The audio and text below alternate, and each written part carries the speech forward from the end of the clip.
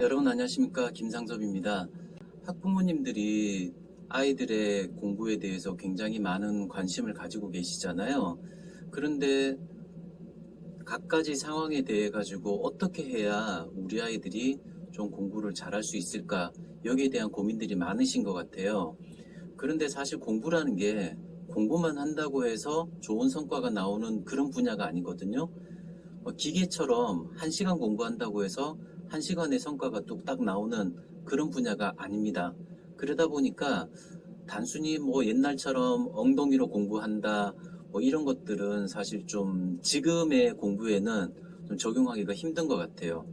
그래서 실제로 지금 이제 4차 산업사회라는 얘기가 굉장히 많이 나오고 있는데요.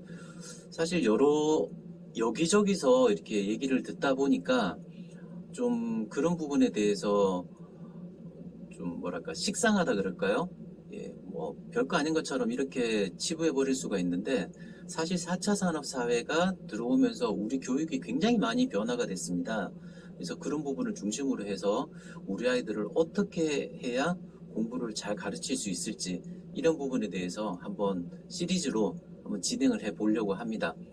그래서 오늘은 이제 첫 번째 시간으로 좀 교육의 주체, 예, 누가 가장 교육에 있어서 가장 중요할까, 예, 이런 것들에 대해서 한번 이야기를 해볼까 합니다. 자, 교육은 굉장히 방대한 프로젝트예요. 초등학교 일단 6년 다녀야 되죠.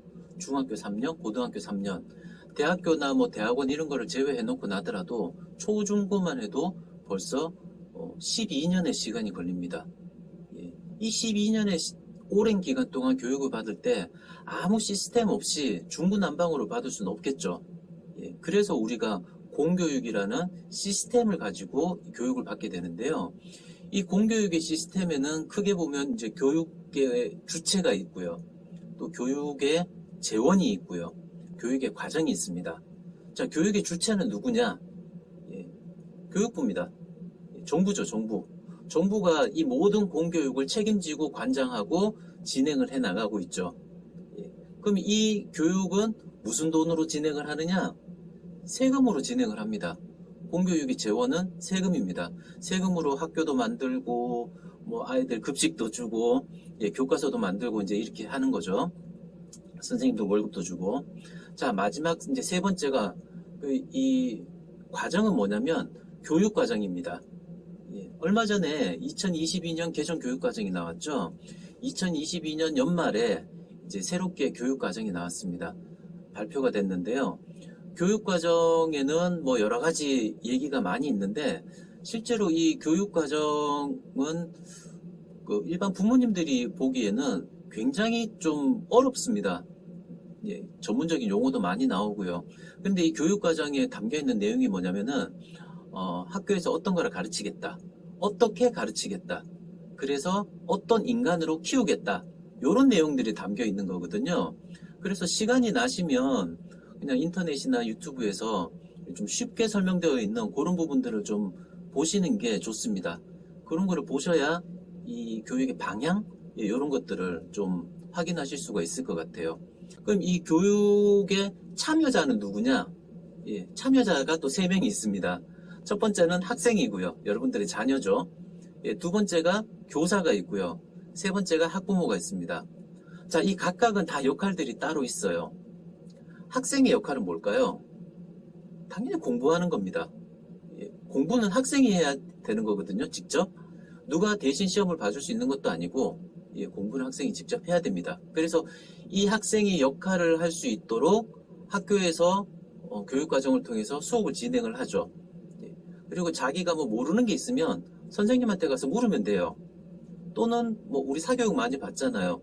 사교육 같은 데 가서 선생님한테 물어볼 수도 있습니다. 자, 그래서 역할과 그 역할을 수행할 수 있는 어떤 지원이 되어 있죠. 교사 같은 경우는 어떻습니까? 교사의 역할은 가르치는 게 역할입니다. 학생들에게 지식을 전수하고 이 공교육에 나와 있는 시스템을 그대로 이제 교육과정을 끌고 가는 게 교사의 역할인데, 이 교사는 그런 역할을 할 수 있도록 전문적인 교육을 받으신 분들이에요. 예, 일단 뭐 교육대학이나 아니면 사범대학 이런 데서 전문적인 교육을 받죠. 예, 그리고 교사 역할을 하면서도 수시로 또 자기의 그 보수교육, 정기적인 보수교육을 받습니다. 그렇기 때문에 교사가 자기 역할을 충실히 수행할 수가 있는 거고요. 때로는 뭐 그것 가지고도 해결이 안 된다. 그러면 상급기관에 뭐 문의를 할 수도 있습니다. 그래서 자기가 가르치는 역할을 충실히 수행할 수 있는 또 지원을 받을 수가 있죠.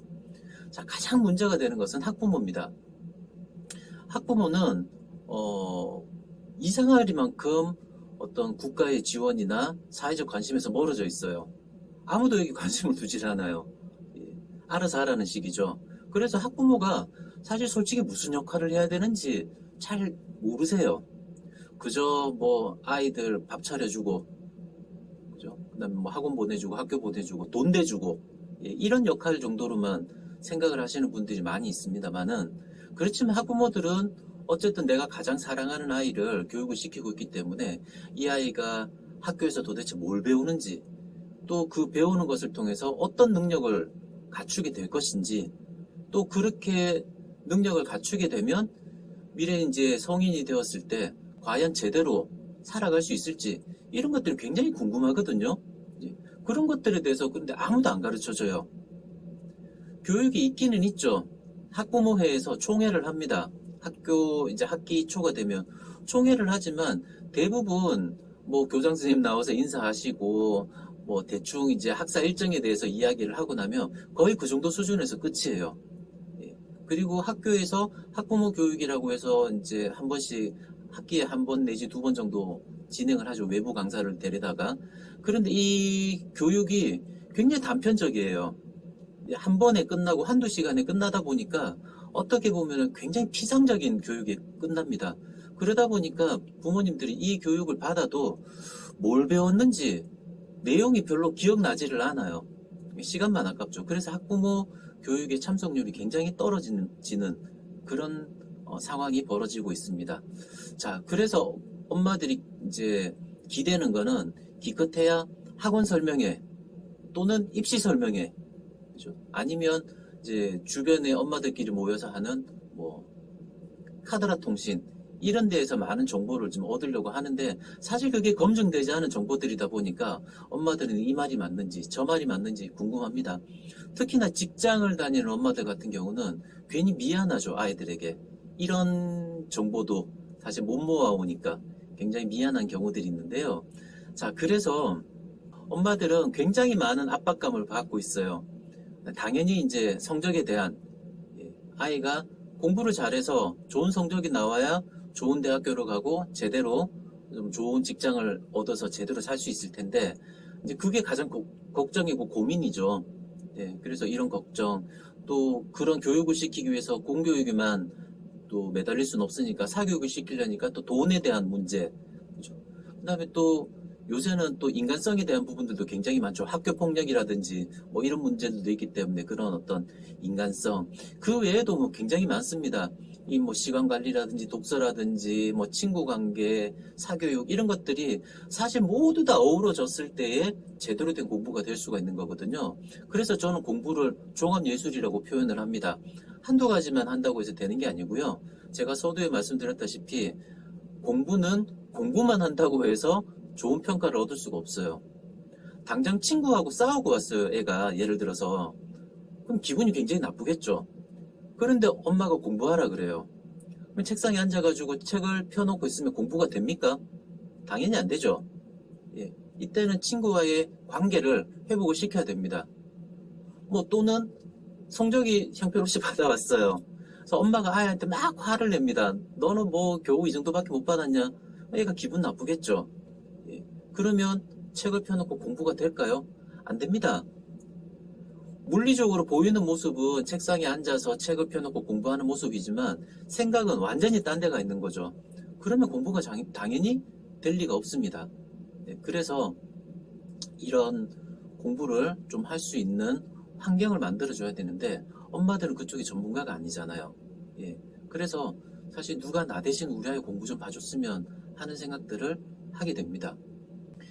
자, 학생과 교사와 학부모 중에서 누가 가장 중요할까요? 아마 많은 분들이 학생이 가장 중요하다고 생각을 할 거예요. 예. 학생이 직접 공부를 해야 되니까. 또는 교사가 가장 중요하다. 왜? 가르쳐 줘야 되니까. 예. 그런데 저는 감히 말씀드리지만 학부모가 가장 중요하다고 생각을 합니다. 자, 왜 그런지 그 말씀을 드려볼게요. 학생은 자기가 왜 공부를 해야 되는지 잘 몰라요. 그냥 8살 때, 이제 만 나이로 바뀌죠. 7살 때 그냥 정부에서, 교육의 주체인 정부에서 입학통지서가 나옵니다. 그러면 당연히 그냥 엄마 손잡고 학교를 가요. 1학년, 2학년 때는 교실에서 뭐 하죠? 그냥 춤추고 노래하고 깔깔거리고 놉니다. 예, 놀이 연계학습이죠. 뭐 블록 맞추기 하고 놉니다. 예, 그러다 보니까 학교가 재밌어요. 그래서 학교를 이제 자연스럽게 다니게 되죠. 그런데 어느 날 하고 주변을 돌아보고 정신 차려보면 자기가 공부를 해야 되는 그런 나이가 되어 있는 거죠. 근데 공부가 되게 어려워요. 그래서 내가 이런 공부를 왜 해야 되나 회의감이 들기도 하고, 그래서 주체적으로 자기 주도적인 학습을 할 수가 없습니다. 그냥 학교 시간표대로 짜여진 학원 스케줄대로 그냥 따라가는 수동적인 공부를 할 수밖에 없기 때문에 공부에 집중할 수가 없어요. 자, 교사는 어떨까요?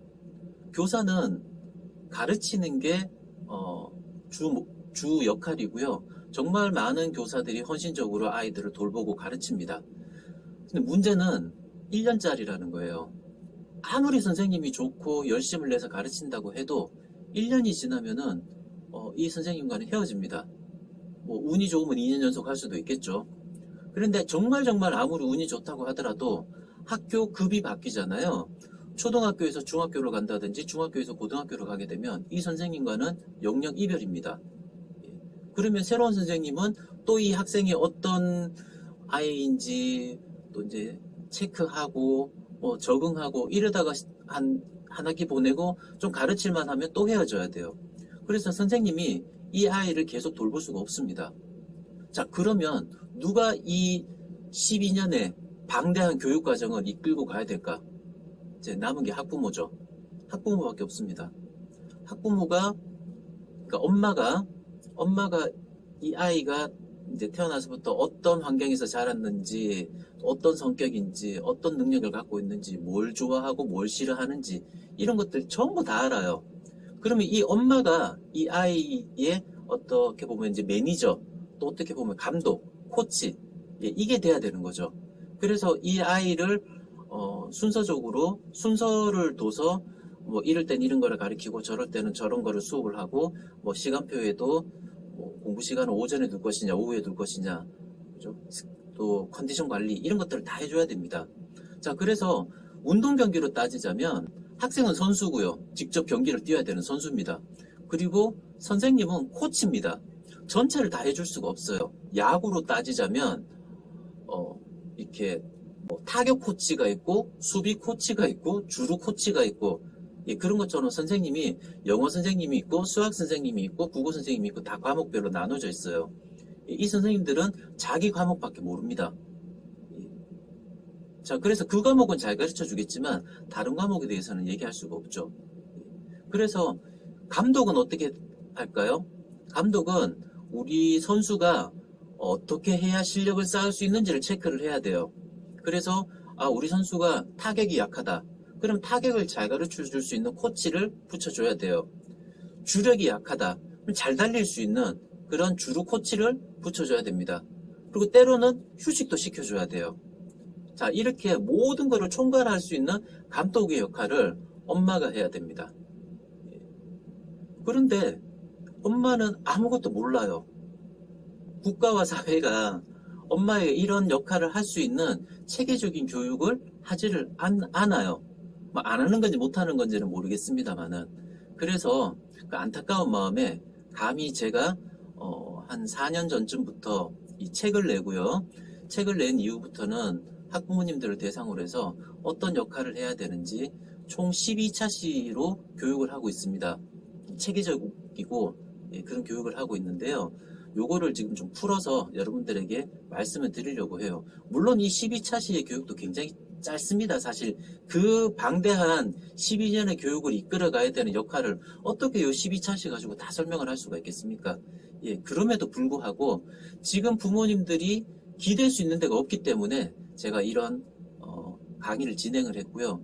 좀 더 많은 분들에게 도움이 되고자 이런 영상을 찍고 있는 겁니다. 그래서 짧게 포인트별로 진행을 할 테니까요. 한번 잘 지켜봐 주시면 좋겠습니다.